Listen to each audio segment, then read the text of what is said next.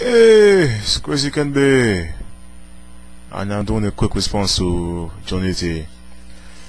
You brought some good points, like how does gaming hold up old school gaming to new school gaming?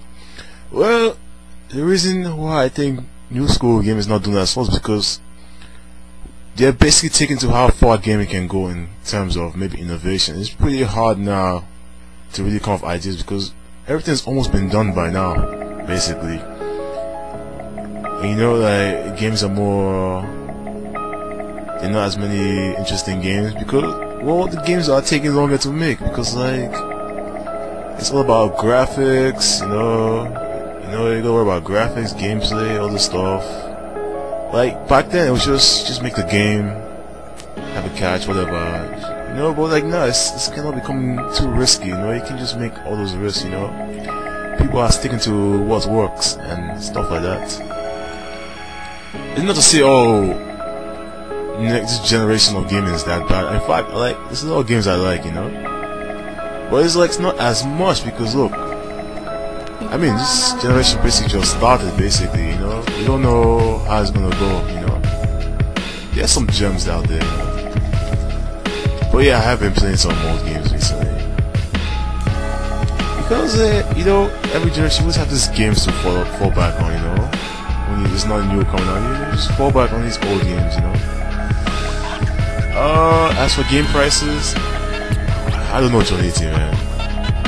You are a collector and $60 is a lot for one game. Well, some of these old games cost more, basically.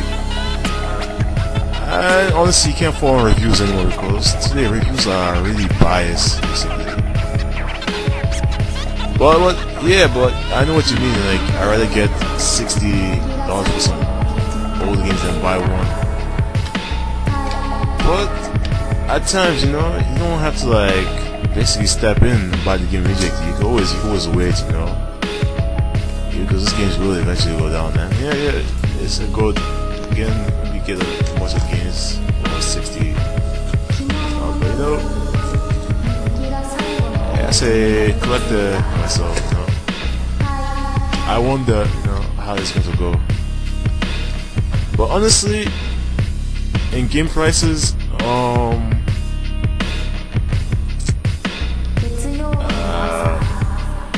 would say 40 is actually 40 is a fair price. Actually, it could be lower, but it still take longer now. It's just a different time. It's like, and replayability, I still think it's the same as it was back then. It just depends on the genre of the game. It hasn't really changed from back then to then.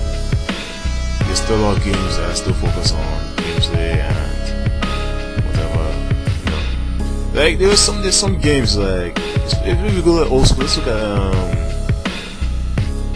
Mega Man, right? Yeah, you can replay it all over, but it's that kind of game, the way the game was set up, and like a fighting game, for example. Now and then, you can play that forever. It depends who's there to play with you. Yeah, it's pretty much the same thing. And I know, now this generation, they're trying to go for the online thing, right? I'm not too much of a big fan, but there are some cool games out there like that. Yeah, it just depends on your opinion, basically.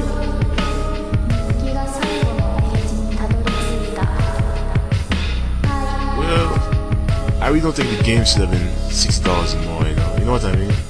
Actually, 65 for me, but well, our counter argument would be, like I said before, some of these old games cost more actually, so basically, especially if you're a collector, you shouldn't really be complaining, Like, you see the games are too short, and there's some games yeah, Final Fantasy 7 is $60, right? If you get 40 hours off, it depends on what you do. And some other games on the Super Nintendo, they're much shorter, They're some of them are $60, $40, and they're not that long. Some of these games you can finish in 10 hours, but It's how much you get out of the game. It doesn't matter what generation it is, you know. It could be now, it depends how much you like the game to begin with. It doesn't matter. There'll be Nintendo, Super Nintendo, PlayStation, just your 3, Xbox 360.